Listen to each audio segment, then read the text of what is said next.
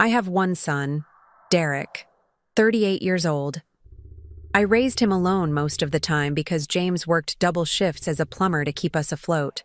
I worked nights at SF General so I could be home when Derek got off the school bus. I remember the exact sound of his backpack hitting the kitchen floor. I remember microwaving him pizza rolls and sitting across from him while he told me about his day, even though I'd been on my feet for 8 hours straight, and my scrubs smelled like disinfectant and other people's blood. I sold my car in 2004, a 1999 Honda Civic. I got $3,200 for it. That money paid for Derek's last semester at San Francisco State. He graduated debt-free. I took the bus after that. I still take the bus. Last night, Derek invited me to dinner. He said it was a celebration. He didn't say what we were celebrating, just texted me the address and the time. Bella Vista, that new steakhouse on Geary Boulevard. The one with the Michelin star. I looked it up online before I went. The menu didn't list prices, which meant I couldn't afford anything on it. But Derek invited me, my son, so I put on the navy dress I wore to James's funeral, the only nice thing I own, and I took the 38 Geary bus in the rain. I got there at 7:15, 15 minutes late because the bus broke down on Masonic. I walked in dripping wet, my purse clutched against my chest, and the hostess looked at me like I'd tracked mud into a museum. "Name?" she asked. "Sullivan," I said. "My son made a reservation." She checked her screen. Her nails were long and painted the color of dried blood. "Oh, yes. They're already seated." They. She led me through the restaurant. It smelled like truffle oil and burning money. The lights were low. Jazz played from hidden speakers. Everyone was beautiful and young, and wearing clothes that cost more than my mortgage payment used to. And then I saw them. Derek, my son, sitting at a table in the corner beneath a crystal chandelier. He was wearing a suit I'd never seen before, charcoal gray, tailored. His hair was slicked back. He looked like a stranger. Next to him sat Vivian, his wife, 35 years old, blonde, with the kind of face you see in makeup ads. She was wearing a black dress with a slit up the side and diamond earrings that caught the light every time she moved her head. Across from them sat Emma and Olivia, my granddaughters, 12 and 9, both in matching pink dresses, hair curled, staring down at their phones. There were 4 chairs at the table. All of them were occupied. I stood there holding my wet purse, blinking under the chandelier, and Derek finally looked up. "Oh," he said. "Mom, you made it." Vivian didn't look at me. She was cutting into a steak the size of a paperback book. The knife made a soft squeaking sound against the porcelain. "Sorry I'm late," I said. "The bus?" "It's fine," Derek said. He glanced at Vivian, then back at me. "We already ordered." I waited for him to say something else. To stand up, maybe. To pull over a chair from another table. He didn't. "We didn't order for you," Vivian said. She still didn't look at me. She speared a piece of steak, dragged it through some kind of dark sauce, and put it in her mouth. She chewed slowly, swallowed. Then she looked at me for the first time. "You're always saying you need to lose weight anyway." The room tilted. I heard the jazz music. I heard silverware clinking. I heard my own heartbeat in my ears. Emma giggled. Olivia elbowed her, but she was smiling too. Derek didn't say anything. I don't know how long I stood there. 10 seconds. 10 hours. Then Vivian picked up a bone from her plate. She'd already gnawed the meat off. There were teeth marks in the fat.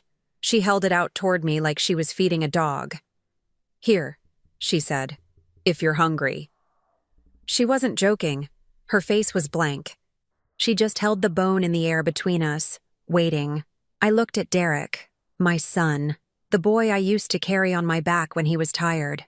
The boy who cried when I left for work and made me promise I'd wake him up when I got home, even if it was 3 in the morning. The boy I sold my car for. He looked down at his plate. The waiter appeared beside me. Young guy, maybe 25, with a perfect smile. "Ma'am, can I get you a chair?" "No," Vivian said before I could answer. "She's not staying." The waiter's smile faltered. He looked at me. I should have left. I know that now. I should have turned around and walked out and taken the bus home and never spoken to any of them again, but I didn't. I reached out and took the bone from Vivian's hand. I set it down on the edge of the table, and then I smiled. "Noted," I said. Vivian blinked. Derek finally looked up. "I'll be right back," I said. I walked to the restroom. My legs were shaking. I locked myself in a stall and sat on the closed toilet lid and stared at the tile floor. Someone had dropped an earring. It was still lying there in the corner, a tiny silver hoop. I thought about James. I thought about the night he proposed, in this same neighborhood at a taqueria that doesn't exist anymore. He was 25, and I was 23, and he got down on one knee in front of everyone, and the owner gave us free horchata. I thought about the night Derek was born. 18-hour labor. James held my hand the whole time. He cried when they put Derek on my chest. He said, "We made that. We made him." I thought about 2004, the year I sold the Civic. Derek needed $6,000 for his last semester. We didn't have it. James picked up extra shifts, but it wasn't enough. So I sold the car. I didn't tell Derek. I just told him we'd figured it out. He graduated on a Sunday, wore a blue gown, threw his cap in the air. I took the bus home and made him his favorite dinner. Spaghetti carbonara from my mother's recipe. He ate 3 plates. He never asked where the car went. I washed my hands. I looked at myself in the mirror, navy dress, gray roots showing. Face like a worn-out wallet. When I walked back to the table, Derek was eating dessert. Some kind of chocolate thing with gold leaf on top. $80, according to the menu I'd seen online. Vivian was on her phone. The girls were whispering to each other. I stood next to the table and opened my purse. "Actually," I said, "I need to take care of something." The waiter appeared again. "Ma'am?" I pulled out my credit card. The one I got in 1997. Capital One. $4,000 limit. I barely use it anymore. "I need you to cancel this card," I said. I handed it to him. "Right now. Call the number on the back and tell them I'm reporting it stolen." The waiter looked confused. "Ma'am, I can't." "It's my card," I said. "I'm asking you to help me cancel it. Please." Derek's fork clattered onto his plate. "Mom," he said, "what are you doing?" I looked at him. "This is card number 4521, I said. "It's the one you use, the supplementary card, in your wallet." His face went white. Vivian's head snapped up from her phone. "It has a $12,000 monthly limit," I continued. "I've been paying the bill for 3 years, since right after you got married." "Mom, the card you used to pay for this dinner," I said. I gestured at the table. The bones, the gold leaf, the wine bottle sitting in a silver bucket of ice. "This dinner costs $847.50. I checked the menu online. Vivian stood up. "You're insane." "Maybe," I said. I turned back to the waiter. "Can you call the number or not?" He hesitated. Then he nodded. "I'll be right back." He walked away with my card. Derek stood up. "Mom, you can't do this." "Why not?" I asked. "Because—" He looked at Vivian. She was staring at me like I'd pulled a knife. "Because we need that card." "For what?" "For everything." His voice cracked. "For rent. For the girls' school. For $800 dinners where you throw bones at me?" Vivian grabbed her purse. "Let's go." "No," Derek said. He looked at me. Really looked at me. And for a second I saw my son again. The real one. The boy who used to hold my hand crossing the street. "Mom, please, don't do this." "You wouldn't do this," Vivian said. She stepped closer. Her perfume smelled like flowers and bleach. "You're bluffing." I looked at her, at my son, at my granddaughters, who were watching with wide eyes. The waiter came back. He handed me my card. "It's done, ma'am. The supplementary account has been closed." "Thank you," I said. I put the card back in my purse. I looked at Derek one more time. "Happy celebration," I said. Then I walked out. I stood on the sidewalk in the rain, waiting for the bus, and I realized I was smiling. They showed up at my door at 9:30 in the morning, 2 days after the restaurant. I was in the kitchen making oatmeal when I heard the pounding.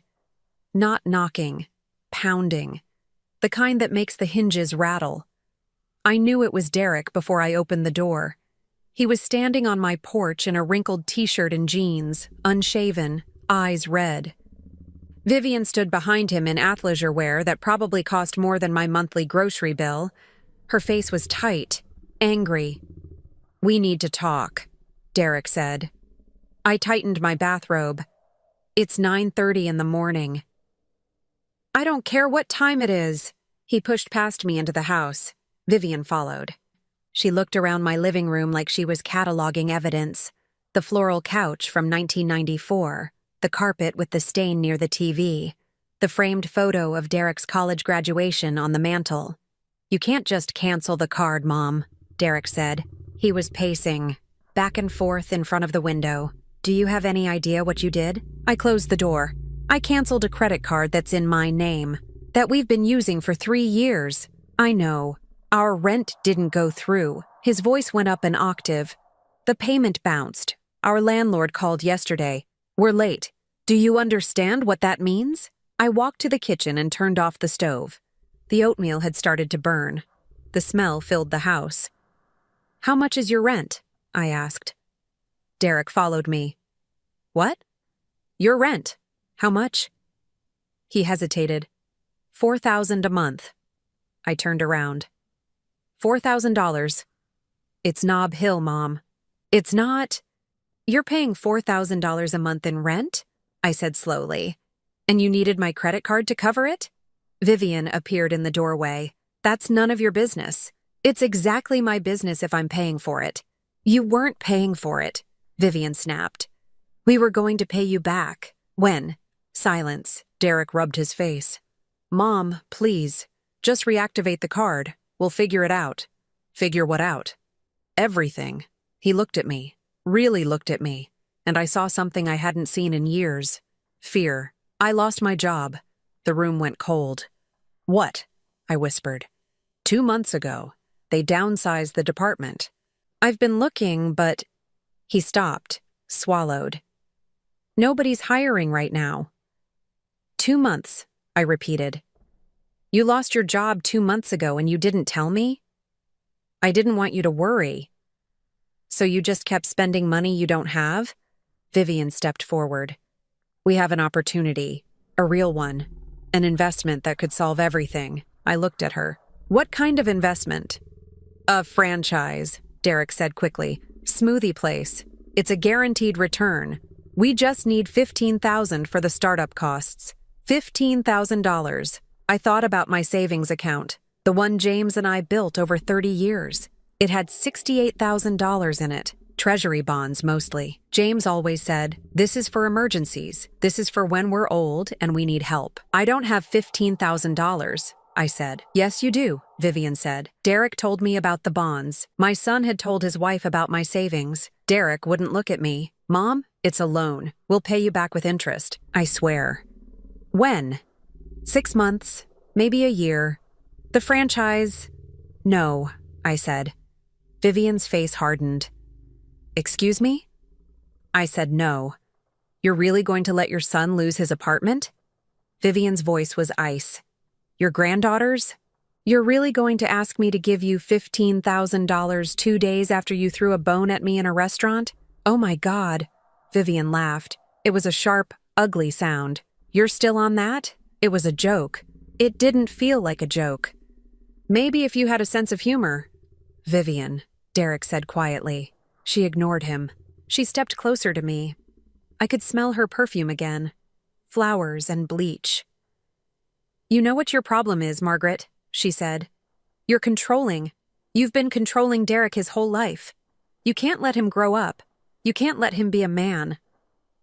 "I sold my car so he could graduate college," I said. "And you've held it over his head ever since." "I never—" "You're still doing it." Vivian gestured at the house. "You live in this sad little museum to your dead husband, and you expect Derek to feel guilty about having a life." Derek put his hand on her arm. "Viv, stop." "Why should I stop? Someone needs to say it." She turned back to me. "You're a bitter old woman who can't stand that her son doesn't need her anymore." I looked at Derek. "My son. The boy I carried on my back. Do you believe that?" I asked. He opened his mouth, closed it. "Derek," I said, "do you think I'm controlling?" "I think—" He looked at Vivian, then at me. I think you don't understand how hard it is right now. Then help me understand. We need the money, Mom. For a smoothie franchise. For our future. What about my future? My voice cracked. I hated that. I hated that I was crying in front of Vivian.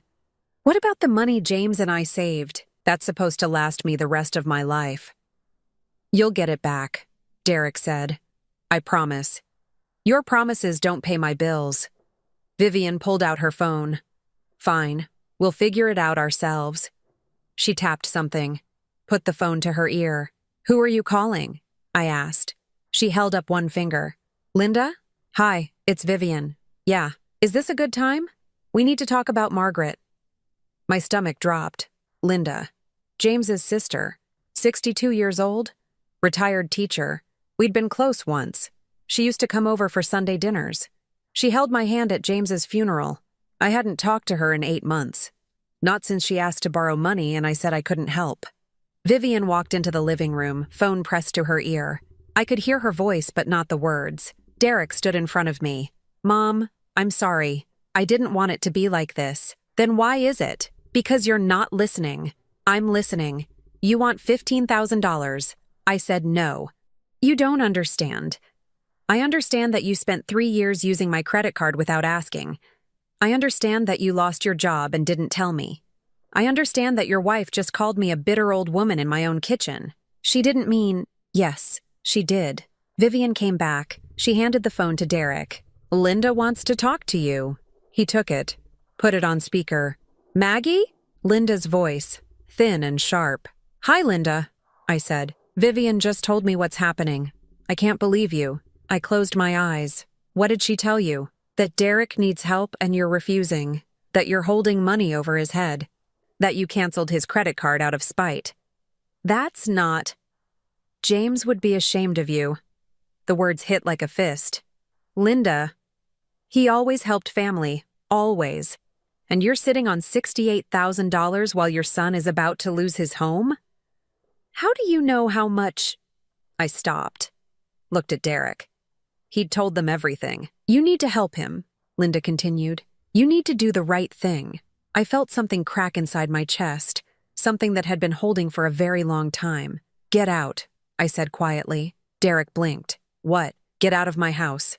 Mom, now. Vivian smiled. Actually smiled. Come on, Derek. She's made her choice. They walked to the door. Derek hesitated. Mom, please, think about it. I didn't answer. The door closed. I stood in my kitchen, listening to their car start, listening to them drive away. Then I walked to the trash can and pulled out the crumpled papers I'd thrown away yesterday. I smoothed them out on the counter. An email. Printed. With Vivian's name at the top. Subject line, Guardianship Inquiry. I'd found it in my recycling bin 2 days ago when I was taking out the trash. It must have fallen out of Derek's pocket. I read it again. Dear Mr. Patterson, I'm writing to inquire about the process for establishing guardianship over an elderly relative who is showing signs of mental incompetence. My mother-in-law is 64 and has been making increasingly erratic financial decisions. We're concerned she may be a danger to herself. What legal steps would we need to take to assume control of her assets? Sincerely, Vivian Sullivan. The email was dated 3 weeks ago, 3 weeks before the dinner at Bella Vista. I folded the paper and put it in my purse. Then I went to my bedroom and opened the closet. On the top shelf in a shoebox was the deed to my house. I pulled it down. I stared at it for a long time. Outside, I heard a car pull up, then another knock at my door. When I opened it, there was a man in a suit standing on my porch. He was holding a folder. Margaret Sullivan? He asked. Yes. I'm here to deliver legal notice of foreclosure proceedings on property located at 1847 Irving Street. He handed me the folder. I opened it. Inside was a letter from Pacific Coast Mortgage Company. My house had been refinanced in 2020. I remembered signing the papers. Derek had helped me. He'd said it would lower my monthly payments. The letter said the loan had been transferred. Pacific Coast had sold my mortgage to a private investment company 3 months ago. The company's name was printed at the bottom, VDS Holdings, LLC. I looked up at the man. "What is VDS Holdings?" "That's not my department, ma'am. I'm just delivering the notice. You have 60 days to vacate the property or arrange payment in full." He walked away. I stood on my porch, holding the folder, and I realized I was shaking. I went back inside and Googled VDS Holdings LLC. One result came up. A business registration filed in San Francisco County. Owners, Vivian D. Sullivan and Derek J. Sullivan. They owned my house. I didn't leave the house for 6 days. I know because I counted. I watched the sun come up 6 times through the kitchen window. I made coffee. I poured it out. I made more. On the 3rd day, I tried calling Emma, Derek's oldest, 12 years old. She used to FaceTime me every Sunday to show me her drawings. The call went straight to voicemail. I tried Olivia. Same thing. I texted them both. "Hi, sweethearts. I miss you. Love, Grandma." The messages showed as delivered, not read. On the 4th day, my neighbor Carol knocked on the door. She lives 2 houses down. We've been neighbors for 18 years. We water each other's plants when someone goes on vacation. I opened the door. "Maggie," she said. Her voice was careful, soft, the way people talk to someone who's dying. "I just wanted to check on you." "I'm fine," I said. "Are you?" She looked past me into the house. "I heard some things." "What things?" She shifted her weight. "Someone said you're having memory problems, that you're confused about money." I felt my face go hot. "Who said that?" "I don't remember exactly. Someone at the grocery store mentioned it. They said your family is worried." Vivian, spreading rumors, planting seeds. "I'm not confused," I said. "Okay." Carol nodded too quickly. "Okay, I just wanted to make sure. You know, if you need anything." "I'm fine." I closed the door. Through the window, I watched her walk back to her house. She pulled out her phone before she even reached her driveway. On the 5th day, Linda called. I answered. "Maggie," she said, "we need to talk about the house." "There's nothing to talk about. Derek told me everything. About the refinancing. About the transfer. Did he tell you he stole it?" Silence. "That's not what happened," Linda said finally. "You signed papers. You agreed to the refinance." "I didn't agree to have it transferred to a company Derek and Vivian own." "You're confused, Maggie. Derek's trying to help you. He's trying to protect your asset. By taking it from me? By making sure it stays in the family." Her voice sharpened. "You're 64 years old. You live alone. What happens if you fall? What happens if you can't take care of yourself?" "I can take care of myself." "Can you? Because from where I'm standing, you're acting paranoid, erratic. You canceled Derek's credit card out of nowhere. You're refusing to help him when he needs you. James would never—" I hung up. I sat at the kitchen table and stared at my hands. They were shaking again. I thought about calling someone, a friend, but most of my friends were from the hospital, and I hadn't worked there in 8 years. We'd lost touch. Christmas cards, occasional emails, nothing real. I thought about calling a lawyer, but I didn't know any lawyers except Robert Brennan, James's old friend, and Robert had retired to Arizona 2 years ago. I was alone, completely alone. I got up and walked to the bedroom. I opened the drawer in James's nightstand. I hadn't opened it since he died. Inside was a stack of letters tied with string. Love letters, from when we were dating, 1982. I was 22. He was 24. I untied the string and read them. His handwriting was terrible, slanted and cramped, but I could hear his voice in every word.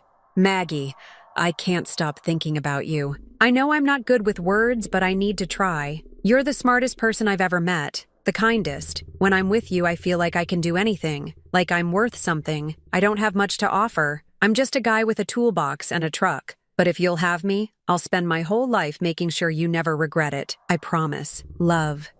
James." I held the letter against my chest and cried. I cried for the boy who wrote those words, for the man who kept his promise for 35 years, for the life we built in this house, the life Derek and Vivian were erasing. When I stopped crying, I went to the closet and pulled down a box of photos. Derek as a baby. Fat cheeks, bald head, James holding him in the hospital, grinning like he'd won the lottery. Derek at 5, missing his front teeth, holding a plastic dinosaur. Derek at 10, Little League uniform. James kneeling next to him, both of them covered in dirt. Derek at 18, high school graduation, standing between James and me, James's arm around my waist, my hand on Derek's shoulder. I flipped through every photo, searching for the moment it changed, the moment my son stopped being mine. I found one from Derek's wedding, 2019. He was 33. Vivian was 30. They got married at City Hall. Small ceremony, just family. In the photo, Derek and Vivian were kissing. I was standing to the side, smiling. But if you looked close, really close, you could see Vivian's hand. She was gripping Derek's arm, her nails dug into his jacket. Possessive. I'd paid for the reception, $18,000. I'd liquidated a mutual fund James and I had started in 1995. Vivian had picked the venue, the caterer, the flowers. She'd picked everything. When I'd offered to help, she'd said, "You've done enough, Margaret. Just show up." I put the photos back in the box. I went to the kitchen and opened the drawer where I kept my bills, mortgage statements, utility bills, credit card statements. I spread them on the table. I looked at the refinancing papers from 2020. Derek had brought them over. He'd said the interest rate would be lower, that I'd save money. I'd signed them because he told me to. I looked at my signature. It looked right, but next to it was another signature, a witness. Vivian D. Sullivan. She'd been there, watching me sign away my house. I thought about the email I'd found, the guardianship inquiry. I thought about Linda, Carol, the girls. They were building a case, slowly, carefully.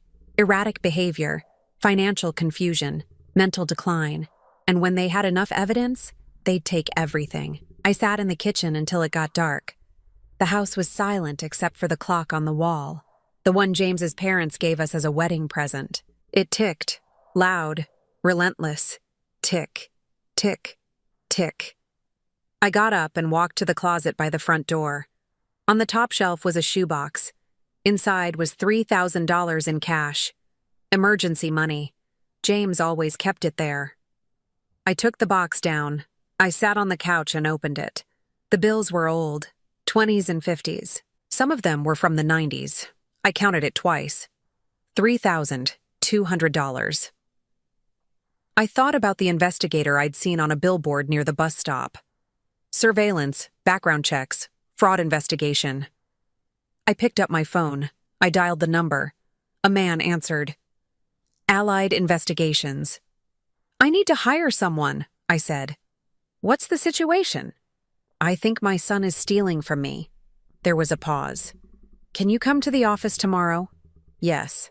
Bring any documentation you have, bank statements, emails, anything." I hung up. I sat in the dark living room holding the shoebox. Outside, a car drove past.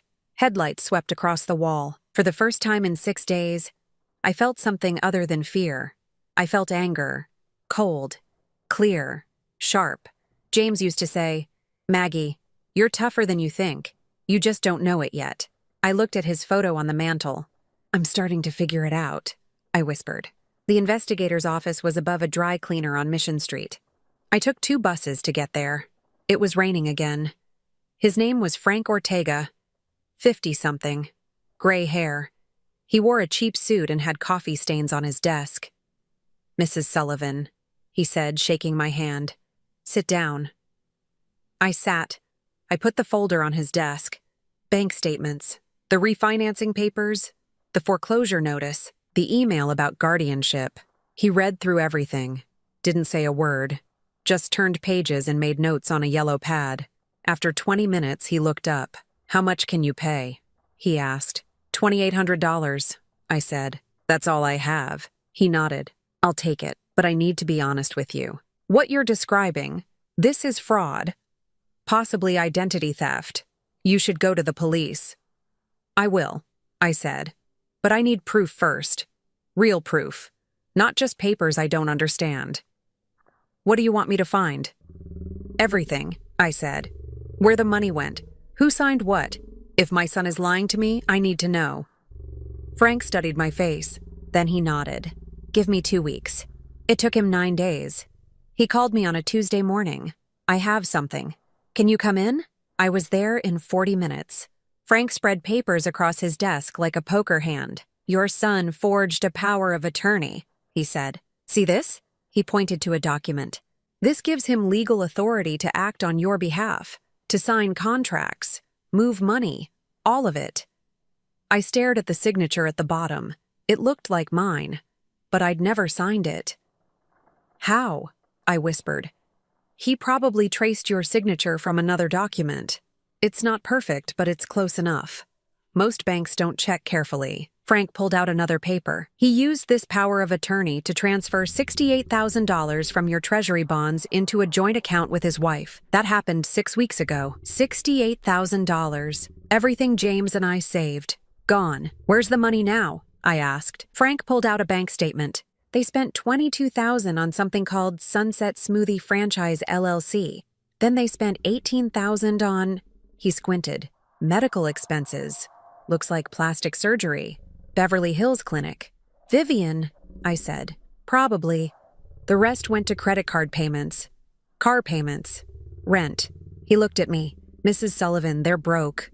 Whatever money they took from you is gone. I felt dizzy. What about the house? The foreclosure? That's where it gets interesting. Frank pulled out another document. Your son refinanced your house in 2020. You signed the papers. I checked. That signature is real. But 6 months later, he transferred the mortgage to a shell company. VDS Holdings. He and his wife own it. How is that legal? It's not.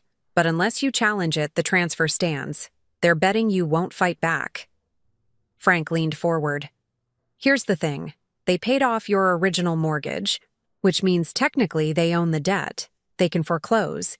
They can evict you. So I'm going to lose my house. Not necessarily. Frank tapped the forged power of attorney. This is fraud. If you report it, everything they did with it is void. The money transfers. Possibly the mortgage transfer, but what? But it's your son. If you press charges, he goes to jail. Are you prepared for that? I looked at the papers, at my forged signature, at the evidence of my son stealing everything I had. What about the smoothie franchise? I asked. Frank smiled. It wasn't a nice smile. I looked into that too. Sunset Smoothie Franchise LLC filed for bankruptcy 3 weeks ago. They opened one location in the marina. It lasted 17 days. 17 days? Terrible location.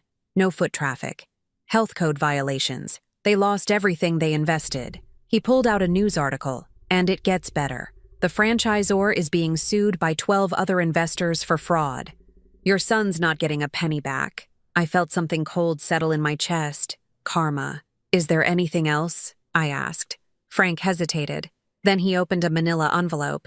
I did some surveillance. Followed your daughter-in-law for 3 days. He pulled out photos. She's having an affair. The first photo showed Vivian outside a gym. She was wearing workout clothes, smiling, talking to a man, tall, muscular. He had his hand on her waist. The second photo showed them getting into a car together. The third showed them entering an apartment building in Soma. His name is Rafael Costa, Frank said. Personal trainer. He works at the same gym she goes to. They've been seeing each other for at least 4 months. Maybe longer. I stared at the photos. Does Derek know? I asked. I don't think so. She's careful, but not careful enough. I gathered all the papers, the bank statements, the forged power of attorney, the photos of Vivian and Raphael. Thank you, I said. Frank looked at me for a long moment. What are you going to do? I don't know yet. Mrs. Sullivan, if you go to the police, I'm not going to the police, I said. Then what? I'm going to handle this myself. I took 2 buses home. I sat at my kitchen table. I spread the papers out again. I thought about Derek, about the boy he used to be, about the man he'd become. I thought about James, about what he would do. And then I thought about myself, about what I wanted. I picked up my phone. I called Robert Brennan in Arizona. He answered on the 3rd ring. Maggie, is that you? Hi, Robert. I need legal advice. Of course. What's wrong? I told him everything. The forgery, the theft, the foreclosure, the affair. When I finished, Robert was quiet for a long time. "Jesus, Maggie," he finally said. "I'm so sorry." "Can I fight it?" "You can. The forged power of attorney invalidates everything. You'd win in court, but it would take time. Maybe a year, maybe more. And it would destroy Derek. What if I don't go to court? Then they win. They keep the house. They keep whatever's left of your money. What if I gave them a choice?" Robert paused. "What kind of choice? Return everything. Or I go to the police with evidence of fraud. That's extortion, Maggie. Is it? Or is it just giving them a chance to fix what they broke?" Robert laughed. It was a tired sound. "You're tougher than I thought. James always said that. He was right." Robert cleared his throat. "If you want to do this, do it in public. Somewhere they can't make a scene. And bring the evidence. All of it. Make sure they know you're serious. Okay. And Maggie, be prepared for them to choose wrong." I hung up. I sat in my kitchen and looked at the papers. At the photos of Vivian with another man. At my son's forged signature. At the evidence of everything they'd stolen. And I smiled. I picked up my phone and texted Derek. "We need to talk. Bella Vista. Friday night, 7 p.m. Just you and Vivian. Don't bring the girls." He responded 3 minutes later. "Why?" I typed, "Because I've changed my mind. I want to help you." Another pause, then, "Okay, we'll be there." I put the phone down. I went to my closet and pulled out the navy dress, the one I wore to James's funeral, the one I wore to the first dinner. I laid it on the bed. Then I went to the kitchen drawer and pulled out the envelope with all of Frank's evidence. I held it in my hands. "Let them win," I whispered to the empty house. "Let them think they've won." Outside, the rain stopped. The sun came out, and I started planning. I arrived at Bella Vista 15 minutes early. Same restaurant, same table in the corner under the crystal chandelier. This time, I asked for it specifically. The hostess recognized me. I saw it in her eyes. But she smiled and led me to the table without a word. I sat down, ordered water, put my purse on the chair next to me. Inside was the brown envelope, all of Frank's evidence. I'd organized it carefully. Photos on top, bank statements underneath, forged power of attorney at the bottom. At 7 o'clock exactly, Derek and Vivian walked in. Derek wore the same charcoal suit from last time. Vivian wore red, tight dress, high heels, hair pulled back. She looked like she was going to a victory party. They sat down across from me. "Hi, Mom," Derek said. He looked nervous, tired. "Thanks for calling." "Of course," I said. Vivian didn't say anything. She picked up the menu, started reading. The waiter appeared. Young guy, different from last time. "Can I start you with drinks?" "Wine," Vivian said. "The Bordeaux, the expensive one." Derek glanced at her. "Viv, what?" "She said she wants to help." Vivian looked at me, smiled. "Right, Margaret?" "That's right," I said. "Order whatever you want." Derek ordered a beer. I ordered nothing. The waiter left. Vivian leaned back in her chair. "So, you've come to your senses." "I've had time to think," I said. "Good, because we need that $15,000 by Monday. The franchise opportunity closes." I blinked. "The smoothie franchise?" "Yes, the one that went bankrupt 3 weeks ago?" Vivian's smile froze. Derek's face went white. "What?" I reached into my purse, pulled out the brown envelope, set it on the table between us. "What is that?" Vivian asked. Her voice was sharp. "Open it," I said. Derek reached for it. His hands were shaking. He pulled out the papers, started reading. I watched his face, watched it change, watched the color drain from his cheeks. "Mom," he whispered. "Where did you get this?" "I hired an investigator." Vivian grabbed the papers, flipped through them. Her jaw tightened. "This is illegal. You can't just spy on people." "You're right," I said. "You can't. But you also can't forge someone's signature and steal $68,000. Derek looked up. "I didn't." "Yes, you did." I pointed at the forged power of attorney. "That's not my signature, Derek. It's close, but it's not mine." An expert confirmed it. "I was trying to help." By stealing from me? By protecting the money? His voice broke. Mom, you don't understand. Vivian said if we didn't act fast, you'd lose everything. She said you were getting confused, making bad decisions. I looked at Vivian. Did you say that? She didn't answer. Derek, I said quietly. Look at the next page. He turned the page. I watched his face as he saw the photos. Vivian outside the gym. Vivian getting into Raphael's car. Vivian entering the apartment building. Derek stared at the photos. He didn't move. Didn't breathe. Who is he? He finally asked. Vivian reached for the photos. Derek pulled them away. Who is he? Derek's voice was louder now. It's not what it looks like, Vivian said. Then what is it? He's my trainer. We were just what? Derek slammed the photos on the table. People at nearby tables turned to look. Just fucking him in his apartment? Derek, lower your voice. You told me we needed my mother's money. You told me she was losing her mind.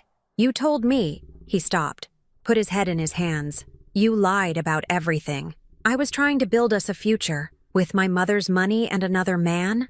Vivian's face hardened. You're pathetic. You know that? You lost your job.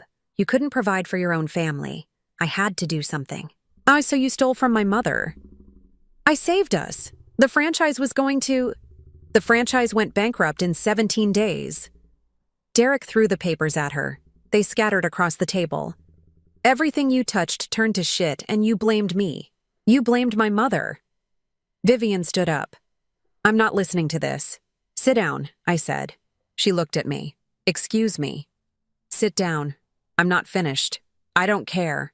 Sit down, or I walk out of here and go straight to the police station with all of this. I tapped the envelope. Fraud.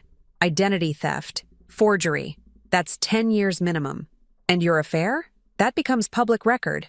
Everyone will know. Vivian sat down slowly. Her hands were shaking. I pulled out one more document. The foreclosure notice. You stole my house, I said. You used a forged power of attorney to transfer my mortgage to a shell company you and Derek own. Then you started foreclosure proceedings. That was legal. No, it wasn't. The power of attorney was fake, which means everything you did with it is void. I slid the paper across the table to Derek. Your lawyer will confirm that. Derek read the notice. His face crumpled. Mom, I swear, I didn't know. Yes, you did. My voice was flat. You signed the transfer papers. Your name is right there. Vivian said it was to protect you. Stop blaming her. You're a grown man. You made choices. He looked at me with tears in his eyes. I'm sorry. Sorry doesn't give me my money back. Sorry doesn't give me my house back. I'll fix it, he said. I swear, I'll fix everything. How? You don't have a job. You don't have money. You lost everything in a smoothie shop. Vivian stood again. We don't have to listen to this. Yes, you do, I said, because here's what's going to happen. You're going to return every penny you stole, $68,000, and you're going to sign over the mortgage, transfer it back to my name. You have 48 hours. We don't have $68,000, Vivian said. Then get it. Sell your car. Borrow from your mother. I don't care. But if I don't have my money and my house back by Sunday night, I go to the police Monday morning. Derek looked at Vivian. We have to. No, we don't. Vivian, she has proof. She has everything. His voice cracked. You told me this was legal. You told me my mother agreed. She would have agreed if you'd been man enough to make her... You turned me into a criminal, Derek shouted.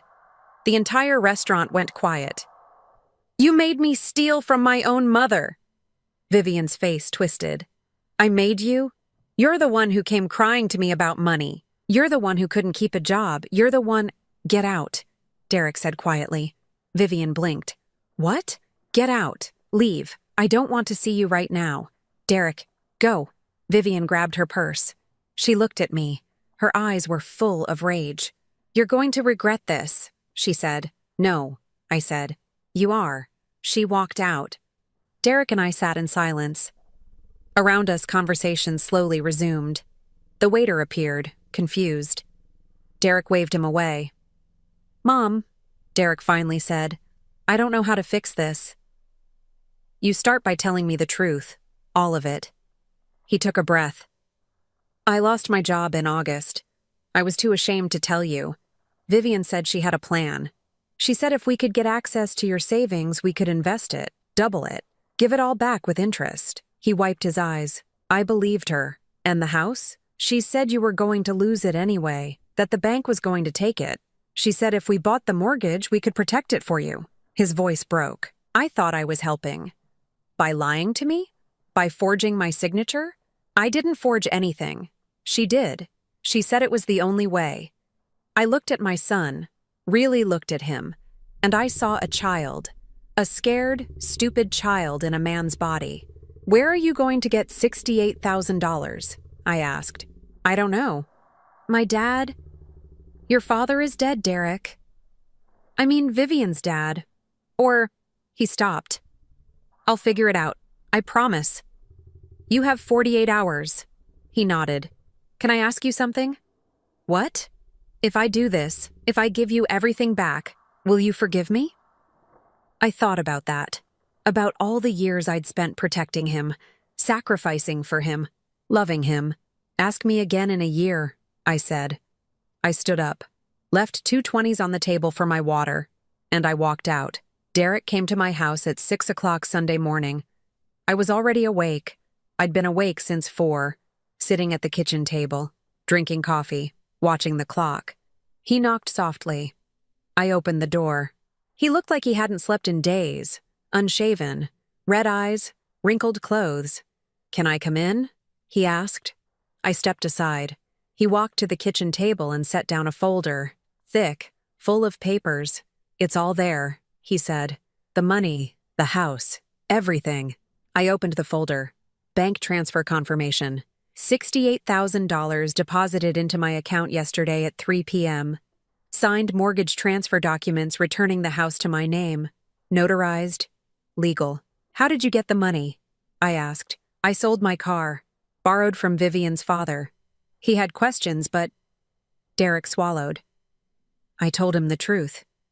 He wasn't happy. Where's Vivian? Gone. She left Friday night, packed a bag and went to her mother's in Miami. She filed for divorce yesterday. He sat down. She took the girls. I looked up. Emma and Olivia? She said, I'm not fit to be a father, that I'm unstable. She's filing for full custody. Are you going to fight it? I don't know. His voice cracked. Maybe she's right. Maybe I'm not. He stopped, put his head in his hands. I destroyed everything, Mom. My marriage, my family, you. I poured him coffee, set it in front of him. You didn't destroy me, I said quietly. He looked up. I tried to, but you failed. He laughed. It was a broken sound. What happens now? I sat down across from him. You move back in here. He blinked. What? You heard me. You move back into this house, into your old room, for 6 months. Mom, I can't. You can and you will. You don't have a job. You don't have money. You don't have anywhere else to go. I took a sip of coffee, and I don't trust you. Then why? Because you're my son, and because James would want me to. I set down the cup. But there are rules. Okay, you sleep in your old room, the one with the single bed and the posters. You follow my schedule. You're home by 10 p.m. every night. You cook dinner 3 nights a week. You do your own laundry. You find a job within 30 days or you're out. Derek stared at me. You're serious? Completely. For 6 months? Minimum. If I think you're not trying, it's longer. If you lie to me again, you're out permanently. He nodded slowly. Okay. And Derek? Yeah? You go to therapy. Real therapy. Not some online bullshit. You figure out why you let Vivian manipulate you. Why you chose her over me. His eyes filled with tears. I'm sorry, Mom. I'm so sorry. I know you are. But sorry isn't enough. You have to do the work. He wiped his face. Can I ask you something? Will you ever forgive me? I thought about that. About James. About the life we built. About the boy Derek used to be. Ask me every day, I said. And maybe someday the answer will be yes. 3 weeks later, Linda called. Maggie, she said. I need to tell you something. I was in the kitchen. Derek was upstairs in his room. He'd found a job at a hardware store, entry level, minimum wage, but it was something. "What is it?" I asked. "Vivian called me last week, before she left." Linda's voice was shaking. "She offered me $5,000 if I testified that you were incompetent, that you needed a guardian." I gripped the phone. "And did you?" "No, I thought about it. I have credit card debt, medical bills. I'm drowning, Maggie." She started crying. But I couldn't do it. I told her no. And then Derek called and told me everything. "Why are you telling me this now?" "Because I'm ashamed. Because you deserved better from me. James deserved better." She took a breath. "I'm sorry. I know that doesn't fix anything, but I'm sorry. I was quiet for a long time. You owe me $12,000, I finally said. "From 2018, remember?" "I remember. Pay me back. $200 a month. No interest. And we're even," Linda sobbed. Thank you, Maggie." I hung up. Derek appeared in the doorway. "Was that Aunt Linda?" "Yes. What did she want?" "To apologize." He leaned against the doorframe. "Are you going to forgive her?" "Eventually. Maybe." I looked at him. "Are you going to forgive yourself?" He didn't answer. 2 months after the dinner at Bella Vista, Emma called me. I almost didn't answer. I'd tried calling her so many times. Every call had gone to voicemail, but I answered. "Grandma?" Her voice was small, scared. "Emma, sweetheart, are you okay? I'm sorry I didn't call. Mom wouldn't let me. She said you were mean to Dad, that you were trying to ruin our family. I wasn't trying to ruin anything, honey. I was trying to protect myself. I know. Dad told me. He told me everything." She was crying now. "Grandma, can I come visit you?" "Of course, anytime." "Mom says no, but I'm 13 now. I can take the bus by myself. Can I come next weekend?" I closed my eyes. Yes, you can come." "Okay, I miss you, Grandma." "I miss you too, baby." On a Tuesday in late November, Derek came home with groceries. He cooked dinner, chicken and rice. It wasn't great, but it was edible. We sat at the kitchen table, just the two of us. "Mom," he said, "can I ask you something?" "What? Do you think I can fix this? Really fix it?" I looked at my son, at the man he was trying to become. "I don't know," I said honestly, "but I think you're trying, and that's more than you were doing before." He nodded, picked at his food. "Mom?" "Yeah? Will you ever forgive me?" I touched the wedding ring on my finger, James's ring, the one I'd worn for 41 years. "Ask me tomorrow," I said. 3 days ago, I got a message on Facebook from Vivian. "You destroyed my life. I hope you're happy." I stared at it for a long time. Then I typed back, "I didn't destroy your life. I saved mine." I blocked her. This morning, Derek came downstairs at 6 a.m. I was already in the kitchen, drinking coffee. He poured himself a cup, sat down across from me. "Mom," he said, "I've been here 4 months now." "I know. Do you think—" He stopped, started again. "Do you think you'll ever trust me again?" I looked at him, at his tired eyes, at the way he held his coffee cup with both hands, like he was afraid to drop it. "I don't know, Derek. Ask me tomorrow." He nodded. "Okay, I'll ask you tomorrow." He stood up, rinsed his cup, went upstairs to get ready for work. I sat at the table alone. Outside, the sun was coming up. The sky was pink and gold. The limonier in the backyard was blooming. I thought about James, about the letters he wrote me, about the promises he kept.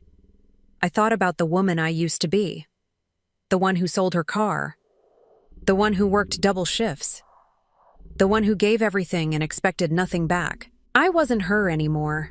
I didn't know who I was now, but I was starting to figure it out. My phone buzzed, a text from Emma. "Can I come visit this weekend? I want to make pancakes with you, from the recipe book." I smiled. "Yes," I typed back. "I'd love that." I put the phone down. Derek came downstairs, backpack over his shoulder, work uniform on.